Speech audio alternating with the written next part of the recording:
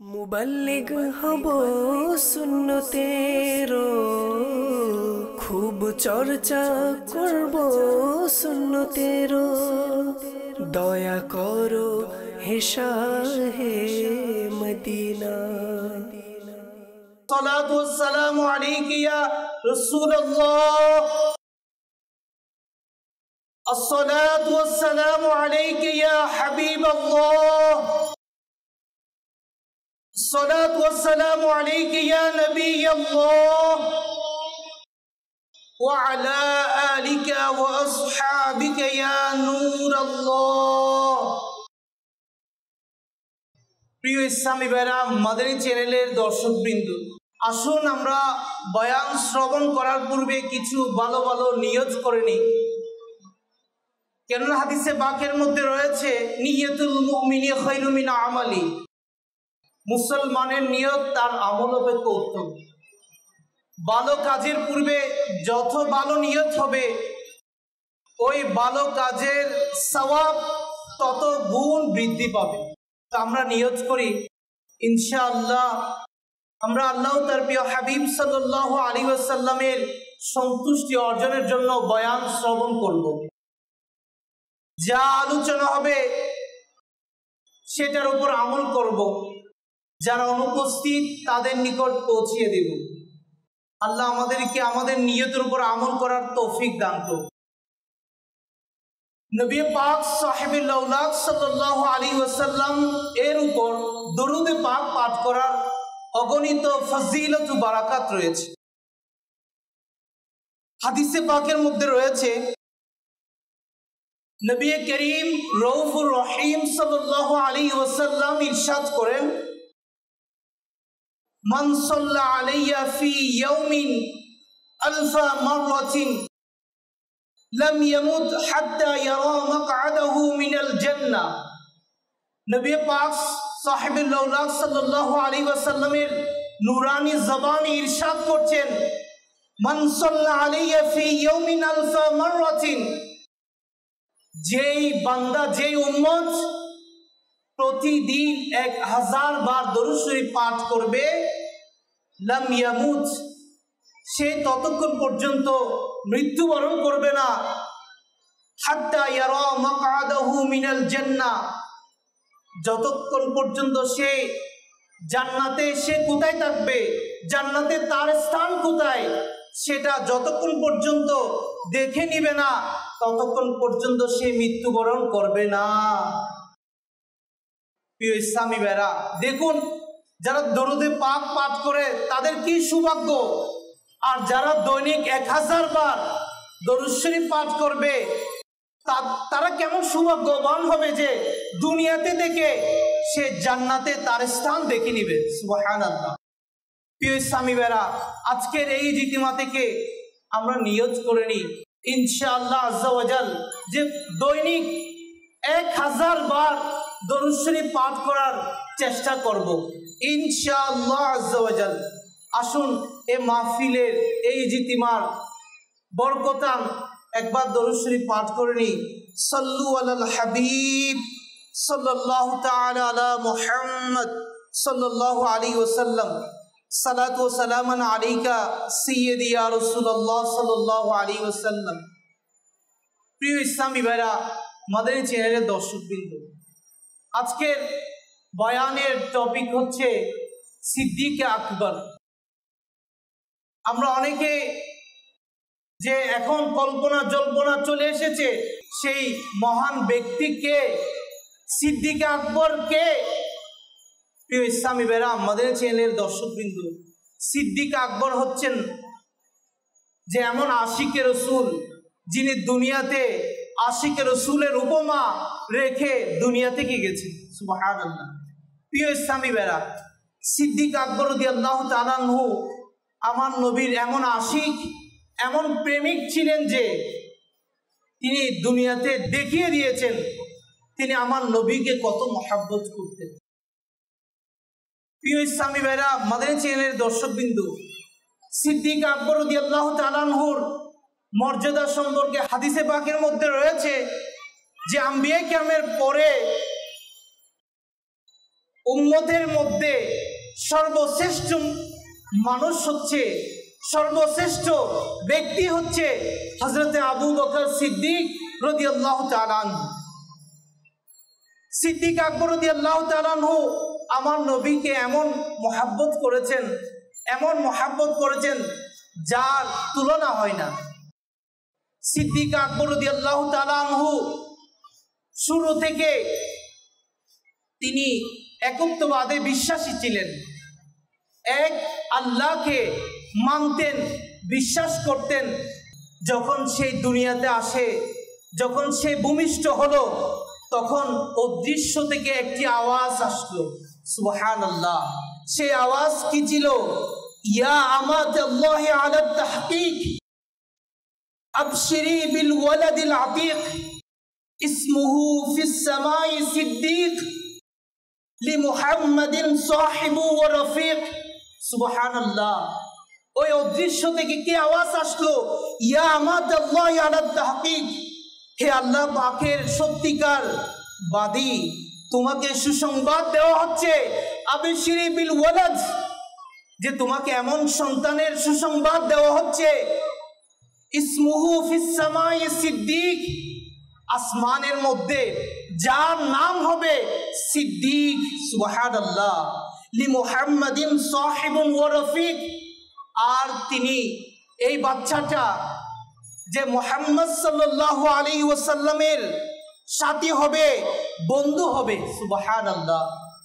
এই অদৃশ্য থেকে এই আওয়াজ সিদ্দিক আকবর রাদিয়াল্লাহু তাআলা আনহুর জন্মগ্রহণের সময় শুনেছেন যে সিদ্দিক আকবর যে আমার নবীর শ্রেষ্ঠ আশিক হবেন, তিনি আগে থেকে প্রস্তুত ছিলেন। আল্লাহ তাআলা সিদ্দিক আকবরকে এমন ভাবে পাঠিয়েছেন যে যেন দুনিয়াতে দেখিয়ে দেয় আল্লাহর প্রিয় মাহবুব সাল্লাল্লাহু আলাইহি ওয়াসাল্লামকে কেমন মহব্বত করতে হবে। সুবহানাল্লাহ। প্রিয় ইসলামী ভাইরা, তিনি তার জিন্দেগিকে আমার নবী করিম সাল্লাল্লাহু আলাইহি ওয়াসাল্লামের যে কদমে উৎসর্গ করে দিয়েছেন। সুবহানাল্লাহ। তিনি শুধু মুখে বলেননি আমি আমার নবীর আশিক, আমি আমার নবীকে মহব্বত করি, তিনি কাজে বাস্তবায়ন করে দিয়েছেন। সুবহানাল্লাহ। প্রিয় ইসলামী ভাইরা, মাদানী চ্যানেলের দর্শকবৃন্দ, সিদ্দিক আকবর রাদিয়াল্লাহু তাআলা আনহু সর্বপ্রথম ঈমান আনয়নকারীদের মধ্যে অন্তর্ভুক্ত ছিলেন, অর্থাৎ তিনি পুরুষদের মধ্যে সর্বপ্রথম ঈমান গ্রহণ করেন। সুবহানাল্লাহ। প্রিয় ইসলামী ভাইরা, সিদ্দিক আকবর রাদিয়াল্লাহু তাআলা আনহু যে আমার নবীকে কেমন মহব্বত করতেন, শুধু মুখে ছিল নাকি কাজে বাস্তবায়ন করেছেন? তিনি কাজে বাস্তবায়ন করেছেন। যখন তাবুক যুদ্ধের সময় হয়েছে, তাবুক যুদ্ধের জন্য যখন প্রস্তুতির সময় হয়েছে, তখন রাসূল পাক সাল্লাল্লাহু আলাইহি ওয়াসাল্লাম সাহাবায়ে কিরামকে তাদেরকে উদ্বুদ্ধ করতে লাগলেন যে হে সাহাবারা, তোমরা এই যুদ্ধের জন্য প্রস্তুতি গ্রহণ করো। সব সাহাবীরা নিজের সামর্থ্য অনুযায়ী আমার নবী করিম সাল্লাল্লাহু আলাইহি ওয়াসাল্লামের দরবারে পেশ করলেন, উপস্থাপন করলেন।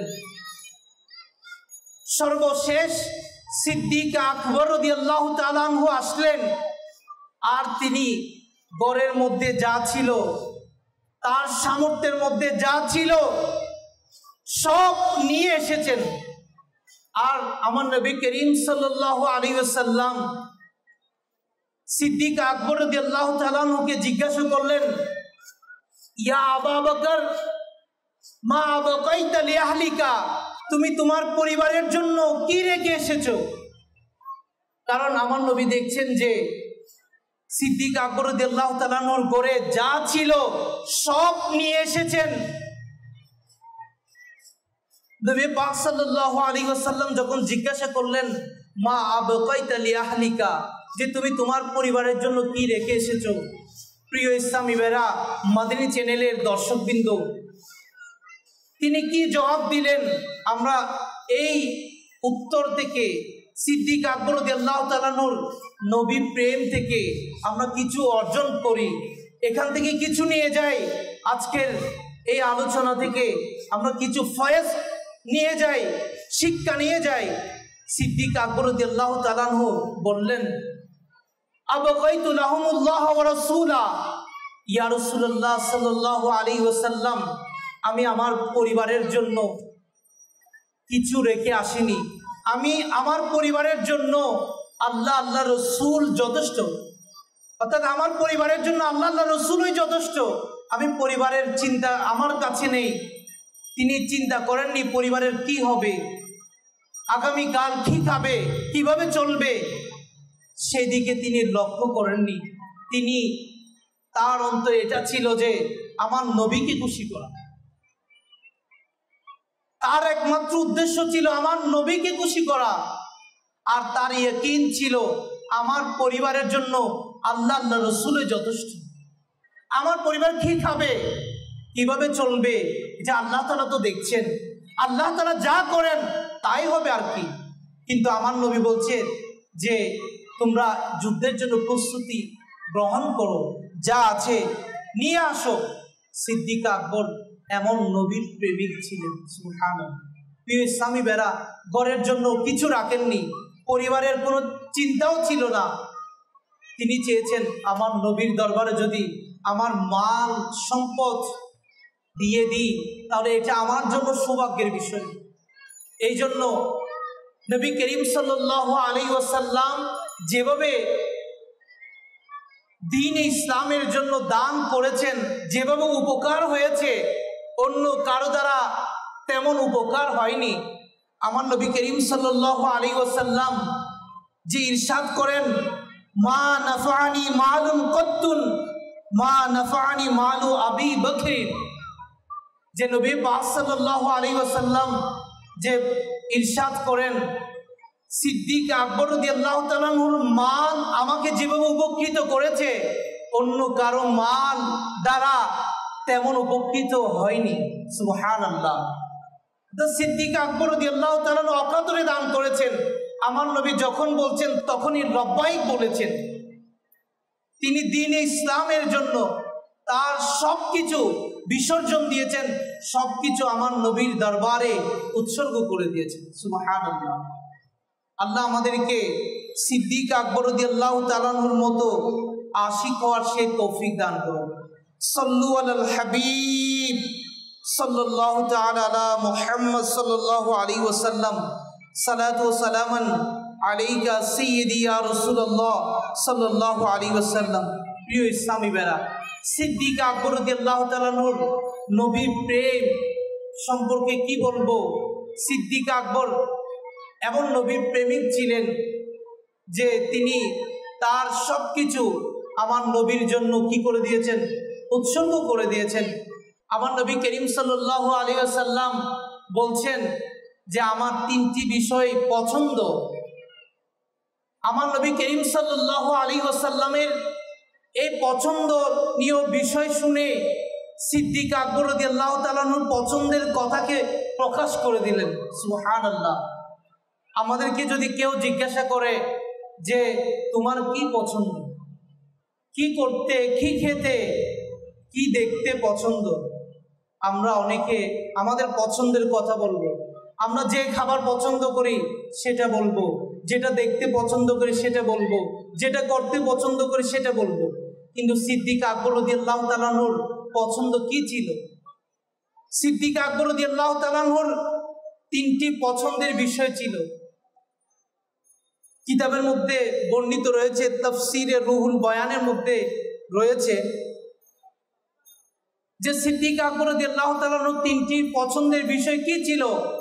বলা হচ্ছে, এক নম্বর হচ্ছে আন নাজরু ইলাইকা ইয়া রাসূলুল্লাহ সাল্লাল্লাহু আলাইহি ওয়াসাল্লাম। আমার তিনটি পছন্দের বিষয় রয়েছে, তার মধ্যে একটি হচ্ছে আন নাজরু ইলাইকা ইয়া রাসূলুল্লাহ সাল্লাল্লাহু আলাইহি ওয়াসাল্লাম, যে সবসময় আপনার চেহারা মুবারক, আপনার নূরানি চেহারা মুবারক দেখতে থাকা, এটা আমার সবচেয়ে বেশি পছন্দ। দুনিয়ার কোনো কিছু দেখার আমার ইচ্ছা নেই। ইয়া রাসূলুল্লাহ, আমার অন্তর চায় যে আমি যেন সারাক্ষণ আপনি নূরানি নবীর সাল্লাল্লাহু আলাইহি ওয়াসাল্লামের নূরানি চেহারা যেন দেখতে পারি। সুবহানাল্লাহ। দ্বিতীয় ইচ্ছা কি?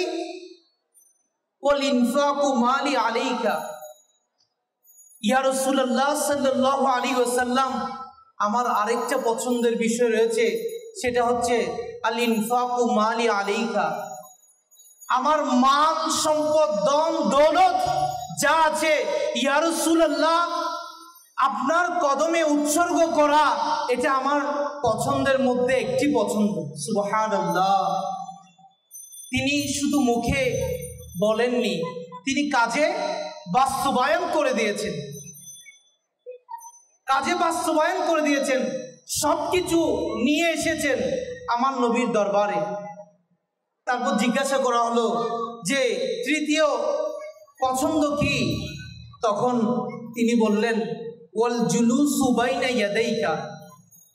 ইয়া রাসূলুল্লাহ সাল্লাল্লাহু আলাইহি ওয়াসাল্লাম, সদা সর্বদা আপনার দরবারে থাকা আমার সবচেয়ে পছন্দ।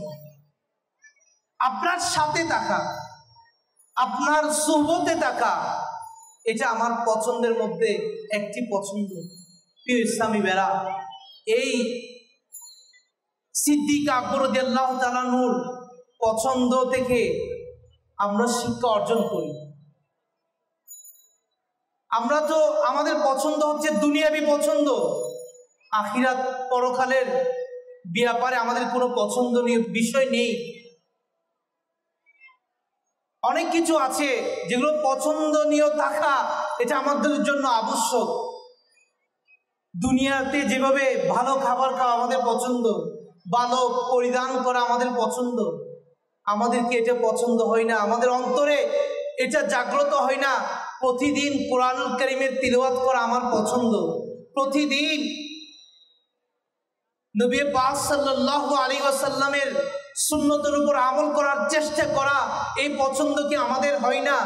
প্রতিদিন আল্লাহ তাআলার জিকির করা, একটি নির্দিষ্ট সময় বের করে আল্লাহর জিকির করা, এটা আমার পছন্দ। প্রিয় ইসলামী বেরা, আজকের এই ইজতিমা থেকে আমরা শিক্ষা অর্জন করি।